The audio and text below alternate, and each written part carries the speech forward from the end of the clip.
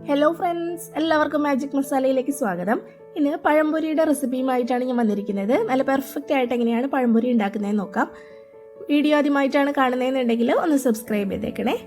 പഴംപൊരി ഉണ്ടാക്കാനായിട്ട് എല്ലാവർക്കും അറിയായിരിക്കും, പക്ഷെ അറിയാത്തവർക്ക് വേണ്ടിയിട്ടാണ് ഈ വീഡിയോ ചെയ്യുന്നത്. വീഡിയോയുടെ താഴെ കാണുന്ന ഹൈപ്പ് ബട്ടൺ ഒന്ന് പ്രസ് ചെയ്തേക്കണേ വീഡിയോ ഇഷ്ടപ്പെടുകയാണെങ്കിൽ. അപ്പോൾ നമുക്ക് റെസിപ്പിയിലോട്ട് കിടക്കാം. പഴംപൊരി ഉണ്ടാക്കാനായിട്ട് ആദ്യം തന്നെ നമുക്ക് ഇതിൻ്റെ ബാറ്റർ ഒന്ന് റെഡിയാക്കി എടുക്കണം. അതിനായിട്ട് ഒരു ബൗളിലേക്ക് 3 കപ്പ് മൈദയാണ് ഞാൻ ഇട്ട് കൊടുക്കുന്നത്. 250 ml കപ്പിലാണ് മെഷർമെൻറ്റ് പറയുന്നത്. ഞാൻ കുറച്ചധികം പഴംപൊരി റെഡിയാക്കി എടുക്കുന്നുണ്ട്. ഇവിടെ കുറച്ച് ഗസ്റ്റുകളൊക്കെ ഉള്ളതുകൊണ്ടാണ്. നിങ്ങൾ സാധാരണ വീട്ടിൽ കുറച്ച് പേർക്കൊക്കെ ഉണ്ടാക്കുകയാണെങ്കിൽ ഇതിൻ്റെ പകുതി ക്വാണ്ടിറ്റി ഒക്കെ എടുത്താൽ മതിയാവും. ഇതിലേക്ക് നൈസായിട്ടുള്ള വറുത്ത അരിപ്പൊടിയാണ് ഇട്ട് കൊടുക്കുന്നത്. 4.5 ടേബിൾ സ്പൂൺ ഇട്ട് കൊടുത്തിട്ടുണ്ട്. 1/4 ടേബിൾ സ്പൂൺ ഉപ്പും 4 ടേബിൾ സ്പൂൺ പഞ്ചസാരയാണ് ഇട്ട് കൊടുക്കുന്നത്. പഞ്ചസാരയുടെ അളവ് പഴത്തിൻ്റെ മധുരത്തിനനുസരിച്ചിട്ട് നിങ്ങൾക്ക് അഡ്ജസ്റ്റ് ചെയ്യാം. നല്ല മധുരമുള്ള പഴമൊക്കെ ആണെങ്കിൽ പഞ്ചസാരയുടെ അളവ് വേണമെങ്കിൽ കുറച്ച് കുറയ്ക്കാം. ഈ ഒരു മധുരം എന്ന് പറയുമ്പോൾ ഓവറായിട്ട് അങ്ങനെ മധുരമൊന്നും ഉണ്ടാവില്ല, കറക്റ്റ് പാകത്തിനായിരിക്കും. 1/4 ടേബിൾ സ്പൂൺ മഞ്ഞൾപ്പൊടി ഇട്ട് കൊടുത്തിട്ടുണ്ട്. ഇതെല്ലാതും കൂടിയിട്ട് ഒന്ന് മിക്സ് ചെയ്തെടുക്കാം. മഞ്ഞൾപ്പൊടിയുടെ അളവ് കൂടാതെ ശ്രദ്ധിക്കണം. കൂടിക്കഴിഞ്ഞാൽ പഴംപൊരിക്ക് മഞ്ഞൾപ്പൊടിയുടെ ഒരു ടേസ്റ്റ് വരും. എല്ലാം കൂടിയിട്ട് നന്നായിട്ടൊന്ന് മിക്സ് ചെയ്തെടുത്തിട്ടുണ്ട്. ഇനി നമുക്ക് ഇതിലേക്ക് ആവശ്യത്തിനുള്ള വെള്ളം ഒഴിച്ചിട്ട് ഇത് കറക്റ്റ് ആക്കി എടുക്കാം. അപ്പോൾ ആദ്യം തന്നെ ഞാൻ ഒരു 2 കപ്പ് വെള്ളം ഒഴിച്ചു കൊടുക്കുന്നുണ്ട്. ഒന്ന് മിക്സ് ചെയ്ത് നോക്കിയിട്ട് വേണമെങ്കിൽ നമുക്ക് പിന്നീട് ചേർത്ത് കൊടുക്കാം.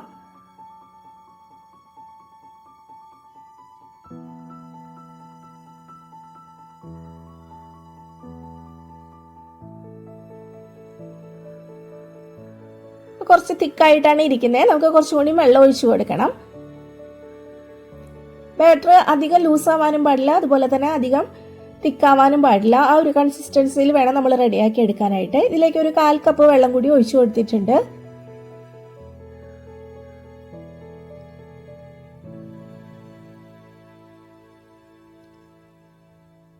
ഏകദേശം ഇത്രത്തോളം മതിയാവും വെള്ളം. നമുക്കിനി ഇത് മിക്സിയുടെ ജാറിലിട്ട് ഒന്ന് അടിച്ചെടുക്കാം. ഇപ്പോൾ കുറച്ച് കട്ടകളൊക്കെ ആയിട്ടാണ് ഇരിക്കുന്നത്.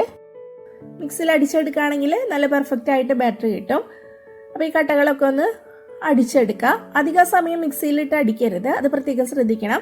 നമ്മുടെ മിക്സിയുടെ വിപ്പ് ബട്ടൺ വെച്ചിട്ട് പ്രസ് ചെയ്ത് കുറച്ച് സമയം ഒന്ന് അടിച്ചെടുത്താൽ മതി.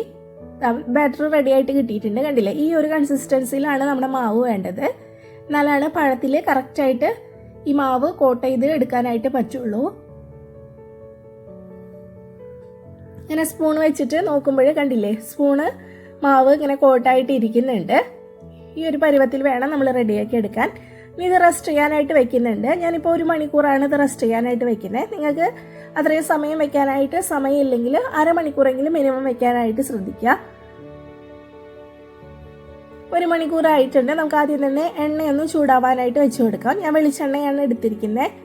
നമ്മളിത് ഡീപ്പ് ഫ്രൈ ആണ് ചെയ്തെടുക്കുന്നത്. അപ്പോൾ അതുകൊണ്ട് കുറച്ചധികം ഓയിൽ ഒഴിച്ചു കൊടുക്കുന്നുണ്ട്. ഈ പഴം ഇവിടെ കട്ട് ചെയ്ത് വെച്ചിട്ടുണ്ട്.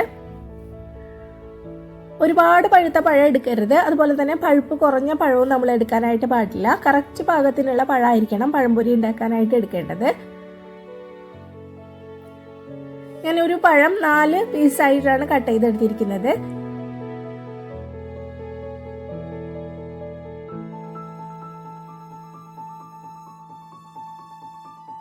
നമ്മുടെ ബാറ്റർ കണ്ടില്ലേ, 1 മണിക്കൂർ കഴിഞ്ഞിട്ടുണ്ട്.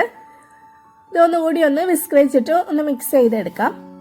നല്ല സ്മൂത്ത് ആയിട്ടുള്ള ബാറ്റർ ആയിട്ടാണ് കിട്ടിയിട്ടുള്ളത്.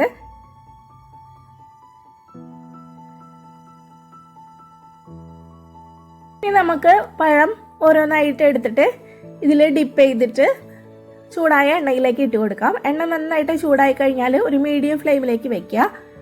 മീഡിയം ഫ്ലെയിമിൽ വെച്ചിട്ട് വേണം നമ്മൾ ഈ പഴംപൊരി റെഡിയാക്കി എടുക്കാനായിട്ട്. ഫ്ലെയിം കുറച്ച് വെക്കാനും പാടില്ല, അതുപോലെ തന്നെ ഒരുപാട് കൂട്ടി വയ്ക്കാനും പാടില്ല.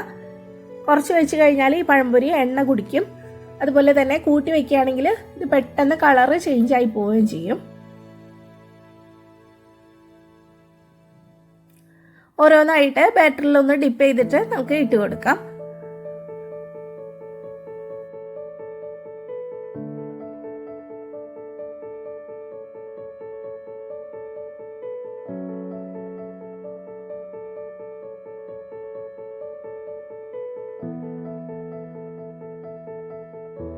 ഞാനൊരു 4 എണ്ണമാണ് ആദ്യത്തെ ബാച്ചിൽ ഇട്ട് കൊടുത്തിട്ടുള്ളത്. കുറച്ച് സമയം കഴിയുമ്പോഴേ നമുക്ക് തിരിച്ചിട്ട് കൊടുക്കാം.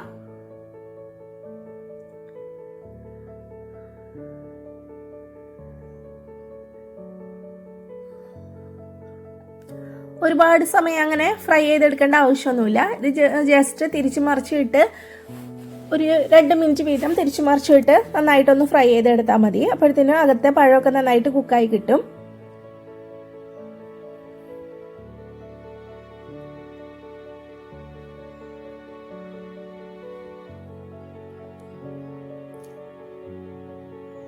നമ്മുടെ ആദ്യത്തെ ബാച്ച് ഇവിടെ റെഡി ആയിട്ടുണ്ട്. അടിയിൽ നല്ല പെർഫെക്റ്റ് ആയിട്ട് വന്നിട്ടുണ്ട്. പഴത്തിലെ ബാറ്ററൊക്കെ നന്നായിട്ട് കോട്ടായിട്ട് കിട്ടിയിട്ടുണ്ട്. ഈ ഒരു അളവ് കറക്റ്റായിട്ട് ഫോളോ ചെയ്താൽ മതി. പഴംപൊരി എപ്പോഴും പെർഫെക്റ്റ് ആയിട്ട് നമുക്ക് ഉണ്ടാക്കിയെടുക്കാം. ആദ്യത്തെ ബാച്ച് റെഡി ആയിട്ടുണ്ട്. നമുക്കിത് കോരി മാറ്റാം. ഞാൻ തട്ടുകടയിൽ നിന്നും ഹോട്ടലിൽ നിന്നൊക്കെ കഴിക്കുന്ന ഉള്ളിവടയുടെ റെസിപ്പി അപ്ലോഡ് ചെയ്തിട്ടുണ്ട്. അപ്പോൾ അത് കണ്ടിട്ടില്ലെങ്കിൽ കണ്ടു നോക്കൂ കേട്ടോ. നല്ല പെർഫെക്റ്റ് ആയിട്ട് റെഡിയാക്കി എടുക്കാൻ പറ്റുന്ന അടിപൊളി ടേസ്റ്റുള്ള ഉള്ളിവടയാണ്. അതുപോലെ തന്നെ പരിപ്പ് വടയുടെയും ബോണ്ടയുടെയും ഒക്കെ റെസിപ്പീസ് അപ്ലോഡ് ചെയ്തിട്ടുണ്ട്. അപ്പോൾ അതൊന്നും കണ്ടിട്ടില്ലെങ്കിൽ എല്ലാവരും കണ്ടു നോക്കൂ. വീഡിയോ ഇഷ്ടപ്പെടുവാണെങ്കിൽ ലൈക്ക് ചെയ്യാനും ഷെയർ ചെയ്യാനും മറക്കരുത്. നല്ല ടേസ്റ്റി ആയിട്ടുള്ള പഴംപൊരിയാണ്. എല്ലാവരും ട്രൈ ചെയ്ത് നോക്കണേ.